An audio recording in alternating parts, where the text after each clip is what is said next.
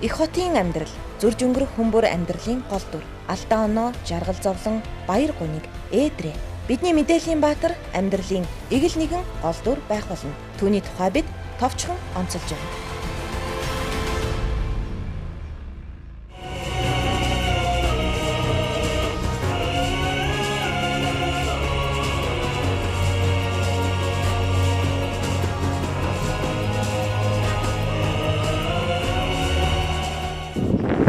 Би телест хамтгаа үзэгчтэй баярлалаа. Бодит амьдрал нэвтрүүлгийн ээлж дугаар та бүхэнд хүргэж гэж байна. Бид энэ удаад Баянзүр дүүргийн цагдаагийн 2 дугаар хилцээ эрүүгийн мөрдөгч цагдаагийн ахлах тэслэгч амар болтыг онцлог та бүхэнд танилцуулах гэж байгаа юм. Ингээд хамтдаа тогшоорч цагдаагийн байгууллагын үйл ажиллагаатай танилцъя. Устын дуудуу өгтөж үүдсэн хааны түшиг үрэмэн шүтэн За тэгэхээр видеолизээс ямар ч гэсэн бодит амьдрал нэвтрүүлгийнхаа энэ удаагийн дугаарт өөрөө ч онцлог үзэгчтэй бас танилцуулах гэх тийм ээ.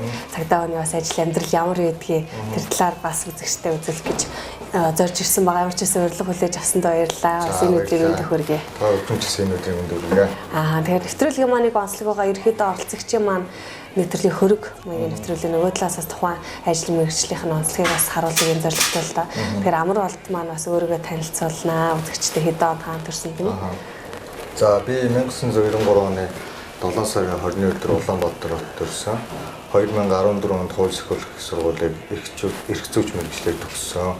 Тэгээд төгсөөд Баянзүрх дүүргийн цагдаагийн 2 дугаар хилцэд мөрдөн байцаагчаар одоо 2017 оны 7 сарын 1-нд эрүүгийн мөрдөгчээр одоо томилдог ажиллаж байна. Ахлах тэслэг цалтай. Тэгээ өөрөө чинь бас онцолж байгаа учраас танай байгууллагын зүгээс бас манай залуу үеийн төлөөлөл одоо бас шилдэг залуу албаагчтай одоо ажилтны маань нэг гэдэг үүднээс бас ингэ залуучуудтай бас уриалга болох болов үлгэр жишээ болох болов гэдэг үүднээс бас төрж ирсэн л да. Тэгэхээр яагаад юу нээс энэ цагдаагийн мэргэжлийг сонгох болов тэр дундаа энэ эрүүгийн мөрдөгч гэдэг бол нэлээ хүнд албан болов бас гэж боддог л да. Ер нь хүүхэд байхдаа л бас цагдаа болъё гэж боддог байсан л да. Тэгээд ер нь цагдаа автрыг хараад ер нь эдгээр шиг мундаг хүмүүс болно гэж бодож мөрөөдж байгаа л тэгээд цагдаагийн байгууллагт орсон. Тэгээд ер нь эрүүгийн мөрдөгчүүдийг одоо ажил маань ер нь үйлдэгцэн гэмт хэрэг дээр эзэнгүү гэмт хэргийг илрүүлэх зорилготой дэмжиг өргөх алба байгаа. Тэгэхээр бас цагдаагийн байгууллагын бас нэг гол цөм албаг хийж болно. Хамгийн анх ажиллаа авч яхад бас ямар сэтгэл төрж хүн харахад одоо хэдийгээр цагдаа үнтэй ингээд төрийн хувц өмсөө сайхан харагддаг ч гэсэн цаана бол ажлын хичээлэл маш хүнд нөхцөлд бас ажилладаг штэ тий. Анх яг нэг талбай дээр ингээд цол аваад зогсож сайхан санагдсан. Тэгээд яг төсөөснөр бол байгаагүй л тий. Ер нь бол цагдаагийн байгууллагын ажил бол хүнд ажил. Тэгээд олон сайхан залуучуудтай мөр зэрэгцээд ажиллахад бас сайхан байдаг. Хамгийн анхны бас мөрдөжээс иргэн ямар байдгийг ихэвчлэн ямар төрлийн гэмт хэрэг дээр ажиллаж байна? Ер нь бол анх мөрдөн байцаагч явахад мөрдөн байцаагч нь хүнд олон онц хүнд гэмт хэрэг мөрдөг байсан. Жишээ нь одоо хүчин дээрэм хүн амьд хэрэг мөрдөн тэгэл янз янзын хэрэг мөрдөн. Танаа дүүрэгч ер нь яг ийм төрлийн гэмт хэрэгүүд нь хэр гардаг юм бэ? Хэр ажлын ачаалтай бол? Ер нь манай дүүрэг бол нийслэлийн хэмжээнд бол ачааллаараа нэлээд өндөрт ордог. Тэгээ яагаад гэвэл газар нутаг томтой хүн ам томтой Баянзүрхч байна. Тэгэхээр ер нь ачаал бол ихтэй дүүрэг хийж болно. Өөрөө ч жишээлбэл одоо хэдэн ороо хариуцдаг юм бол яаж ер нь ямар зохион байгуулалтаар ажилладаг юм бол? Би Баянзүрх дүүргийн 3 дугаар ороод хариуцж ажилладаг. Амар бол тэгээд бас мөрдөгчийн хамт. Тэгээ хоёр-хоёроо нэг ороо аваад хорон дээр үлдгэсэн эргүүдээ илрүүлээл тэгээд нэг тийм зарчмаар ажиллая. Өдөртөө ер нь хичнээн одоо хэрэг бүртгэгддэг юм бол хэргийн илрүүлэлт ер нь ямар байдаг вэ? За ерөнхийдөө өдөртөө нэг хоногт 180 гаруй дуудлага мэдээлэл гэмтэргийн шинжтэй. Тэгээд тэрнээс одоо өргөлөөр орж иж байгаа нэг 15 6 ер нь нэг хоног өдрийн ачааллаас хамаарат янз янз орж ирэх. Тэгээд 5 өдрөөр гэхэд бол нэг сохтууд ханхаан дуудлага ихтэй. Тэгээ ажлын өдрүүдэд бас нэг орон байрны агуулгаас их гарах төлөвтэй байдаг. Тэгэхээр янз янзын гэмт хэргийн илүү нөгөө гэмт хэргийн шинжтэй гэдэг байгаа шүү дээ. Эдэн холбогддог. Гэхдээ эрүүгийн гэмт хэрэгүүд. Тэгээ ингээд яг одоо мөрдөөд одоо тухайн одоо хэргийн одоо процесс болсон газрууд дээр мэдээж очдөг байх тийм ээ. Тэгэхээр ер нь хэр айцтай ажилдаг бол энэ янз бүрийн одоо орчин нөхцөлд очиж байгаа шүү дээ. Анх яг нөгөө нэг сургууль төгсөөл анх нөгөө нэг хүн амны хэрэг эсвэл бас нэг онц төстэй үлгцэн эргүүдээр очиж жоохон тийм айж очирдох мэдээж авдаг байсан. Одоо бол яг дөрвөн жилийн хугацаанд ажиллаж байна. Тэгээд ерөнхийдөө одоо дасал болно гэж байдаг шүү дээ. Тэгээ албандаа жоохон мэрэгшээд гайгүй тийм айж зочноос гайгүй сайн. Одоо бидний цагдаагийн сан гэж байдаг байхгүй. Тэр сан дээр одоо жишээ нэг хүн гэмтэрэг үйлдэлэхэд тэр хүний одоо бүх мэдээлэл тэр санд хадгалагдсан байна. Тийм. Тэгэхээр өөр нь хэрэг илрүүлэх техник төсөл нь бол цагдаагийн бол одоо ер нь сайжраа сайн хангаж байгаа гэж үзэж байна. Тийм.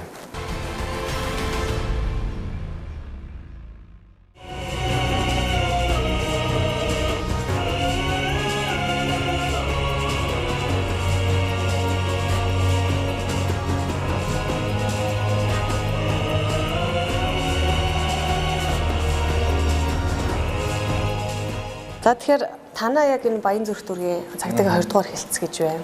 Энэ хэлтсэд маань ер нь хичнээн хүний бүрэлдэхүүнтэй юм ажилтдаг юм. Хичнээн тасаг тус хуваагддаг. За манай Баянзүрх дүүргийн цагдаагийн 2 дугаар хэлтс маань нийт 180 гаруй хүний бүрэлдэхүүнтэй ажиллаж байгаа. Хэрэг бүртгэх, эрүүгийн дасаг, мөрдөн байцаах дасаг, төлөв зохион байгуулалтын дасаг гэсэн дасгууд ажиллаж байгаа. Ажлын ачаал ер нь хэр гэдэг юм бол дүүргүүдээ мэдээж хувааж аваад үйл ажиллагаагаа бас явуулдаг байх тийм ээ. Манай хэлтс бол Баянзүрхийн 1 2 3 4 5 дугаар ороо, 6 дугаар ороо, 7 дугаар ороо, 15 18 гэсэн хороонд хариуцсан ажилладаг. Ер нь бол Баянзүрх дүүргийн 3 хэлтсийн нутаг дэвсгэр ер нь хамгийн томын хариуцсан ажилладаг. Энэ бүрэлдэхүүнээр ажиллахад ер нь ажлын ачаал одоо хэр гэдэг юм бол яг хүртээмжтэй хүрч чаддаг бол ер нь хүмүүстэй тий. Ажлын ачаал ер нь яг нөгөө нэг хэрэг бүртээр албагчийн ачаалыг харж байгаа нөгөө өргөдөл комплекс зогтдог учраас ер нь ачаал бол яг тэнцвэртэй албагч болгон дээр. Өөрөө ч хувьд одоо эрүүгийн мөрдөгч гэж байна шүү дээ. Тэгэхээр яг одоо энэ цагдаагийн байгууллагын анхан шатныхын нэгжээр яг нөгөө тухайн гэмт хэрэгтэй илүү тулж ажилладаг одоо анхан шатных нь одоо нэгж гэж ойлгож болох уу тий. Цаашдаа ер нь яаж дамжуулахад тухайн хэрэгүүд явагдаж одоо нөгөө мөрдөгдөж илрүүлэлт нь явагддаг юм. Ер нь бол эрүүгийн цагдаагийн дасаг маань эзэнгүй эргүүдээ эзэн олдох чинь олдохтойгоор мөрдөн байцах дасаг шилжүүлнэ. Мөрдөн байцах дасаг болохоор эрүүгийн эргийн дугаар аваад ялагдчаар шүүх рүү шилжүүлэх ийм процесс явагдаж байгаа. Тэгэхээр ер нь бол манай эрүүгийн дасаг маань эзэнгүй эргүүдийг эзэнтэй болгох гол чиглэлтэй. Гол нь одоо тухайн хэргийг үйлдэлсэн хүнийг л зөв болох хэрэгтэй гэсэн үг юм тийм үү? Хэрэг үйлцэтгэдэг л олох хэрэгтэй. Ингээ харж байхад ер нь сүүлийн 4 жил бас яг ажиллаа хийсэн юм байна. Ер нь одоо энэ хэрэг үйлдэж байгаа хүмүүсийн насны хувьд ч гэдэг юм уу ер нь ямар хөө байна? Хөвчлэн ямар хүмүүс ер нь хэрэг үйлдээд байна тийм ээ? Ер нь бол ойролцоогоор 18-аас 25 орчим насны залуучууд ер нь их хэрэг үйлдэж байна. Тэгээ хулгай хэргийг болос урд нь яаж шийдэглэж ийсэн.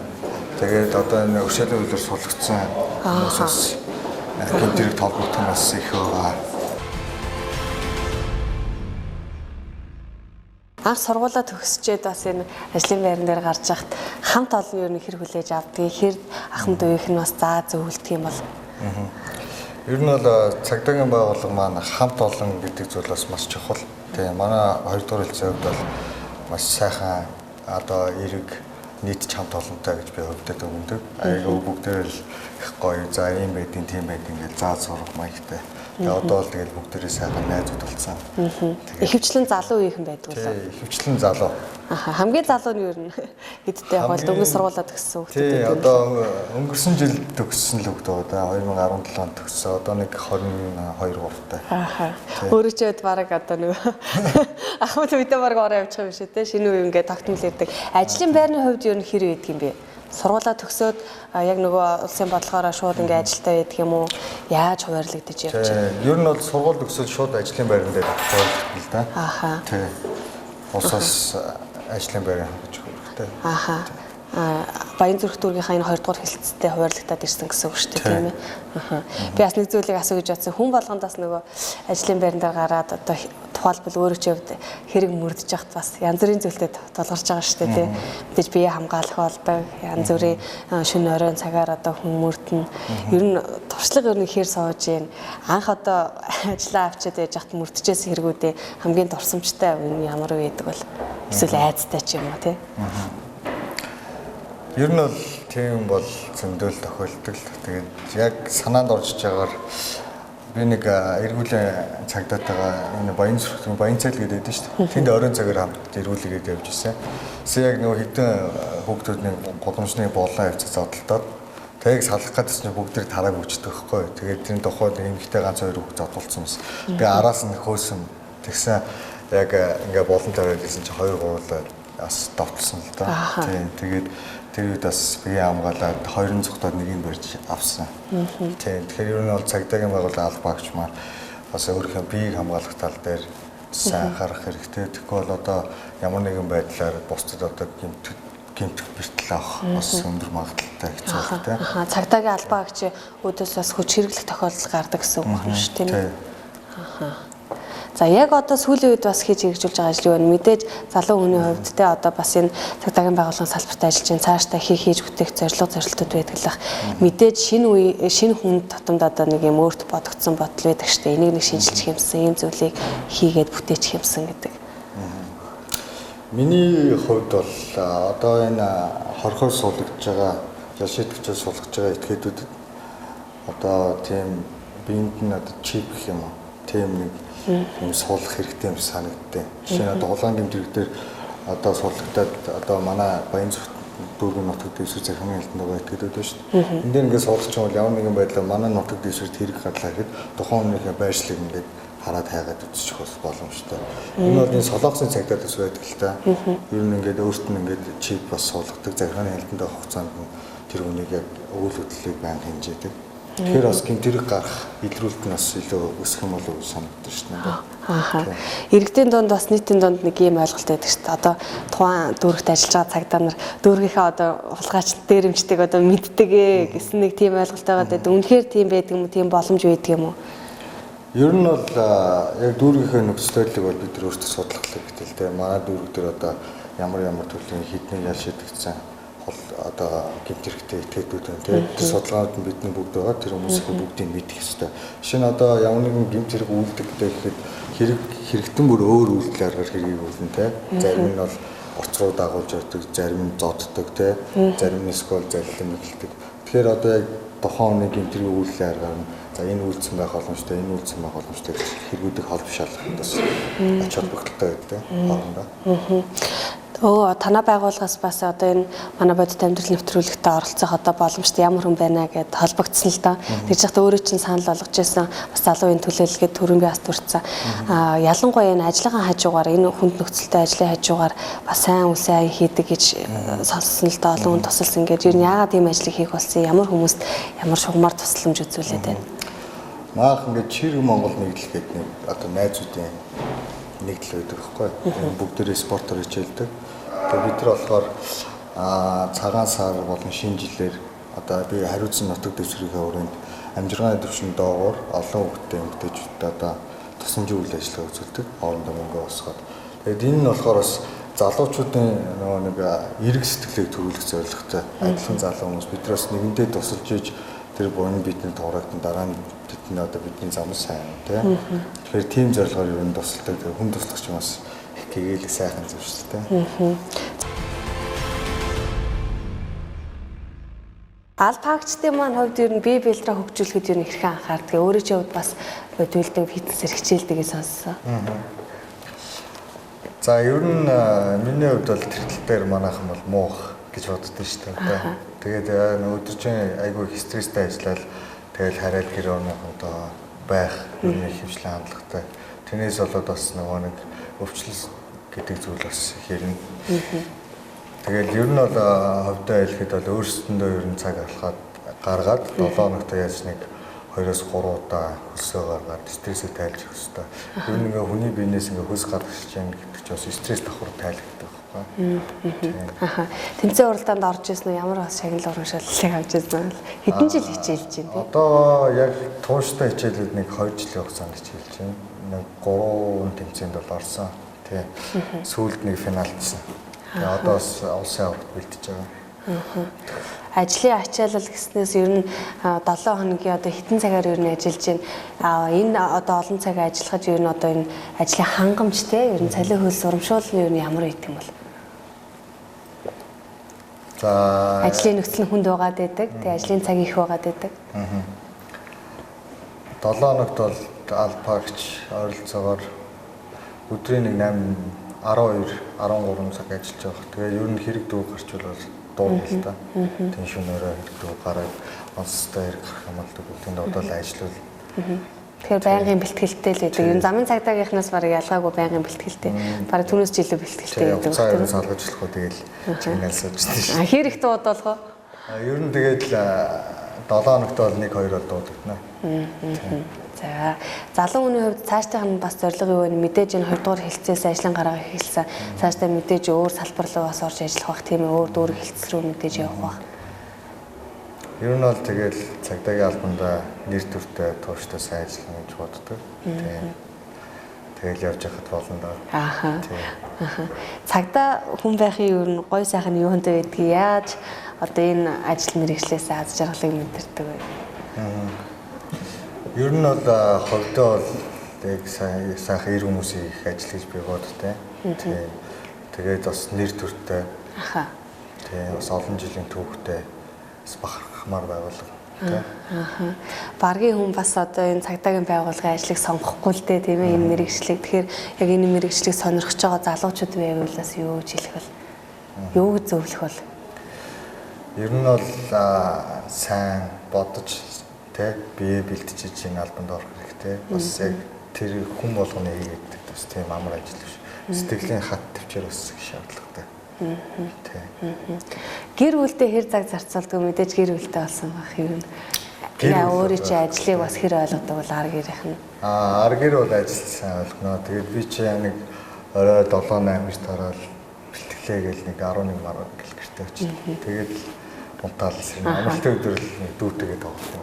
Тэгэхээр чи хүүхний зүгээс гэр бүлийн амьдрал зохиох цаг бараг гарахгүй байх гэсэн үг юм шүү. Тэр нь л тий. Тэгэхээр зохиох бол арай болоогүй баха. За ямар ч байсан хоёулынхны ярилцлага цагийг ерөнхийдөө өндөрлөж байна. Урилгыг манаас хүлээн авсанд юуны өмнө баярлалаа. Тэгээд ярилцлагын төгсгөлд бас амруулд гэдэг хүний цаашдын зорилго зорилт нь юу гэдэг юм бол ямар хүсэл мөрөөдөлтэй бас цагдаагийн албыг хашиж байгаа бол энэ талаар хоёулаа яриад ярилцлага өндөрлөхөө. Ер нь тэгэл цагдаагийн албаагч болох нь дотроо боддог баг. Тэгээ хурандаа цол аавна. Тэгээд том гэж хэлэх нэ шүү дээ. Ер нь дарга болож одоо нийт албаагчтай сулсан мэдсэн зүйлээ үлгэрх нь одоо жаргал юмудаа цагдаагийн албаагч. Илүү олон одоо гэмт хэргийг илрүүлэх те. Гэмт хэрэг тухайн гэмт хэрэг гарахаас бас сэргийлэхэд бас та бүхний үүрэг оролцоол мэдээж чухал шүү дээ. Тэгээ энэ тал дээр ер нь хэр нөхцөлтэй ажиллах бол өөрийгөө бас хэрхэн бэлдэх вэ? Ер нь тэгэл байнгын суралцж явах хэрэгтэй цагдаагийн албаагч. Одоо гэмтрэг ч гэсэн байнгын шинжлэгдэж одоо өөр болж байгаатай адилханаар тиймээс бас өөрсдөө маш сайн зэнэлэх хэрэгтэй. Өөрсөндөө цаг зав гаргах хэрэгтэй. Өөрсдөө бас биеийг маш сайн бодох хэрэгтэй. Гэмт хэрэг бас өөр болж байгаа гэж сая хэлж шүү дээ. Тэгэхээр одоо нэг цагдаагийн албаагчдын манаас гэмт хэргийг мөрд арга барилд бас өөрчлөгдөх шаардлагатай болоод байгаа шүү дээ. Цаг үед дагаад. Хэр өөрчлөж одоо өөрчлөлт ер нь мэдрэгдэж байна. Аль талаасаа одоо хэрэг мөрдөхөд за ер нь ширээний ард суугаадах юм уу? Гараад одоо яг тухайн газартай танилцаад мөрдөх юм уу? Ер нь бол ямар ч эхлээд хэрэгтэйгээ танилцсан те. Тэгээд төлөвлөгөө гаргана. Яаж илрүүлэх талаас нь бүх ажиллагаануудаа хийж байгаа л тэгэл цаашдаа илрүүлэх тал руугаа явна да. Тийм.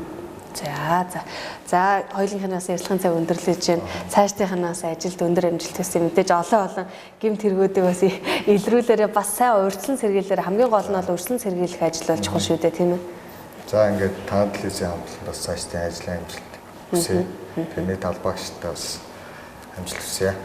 За баярлалаа. За. Бид Монголдоо хайртай.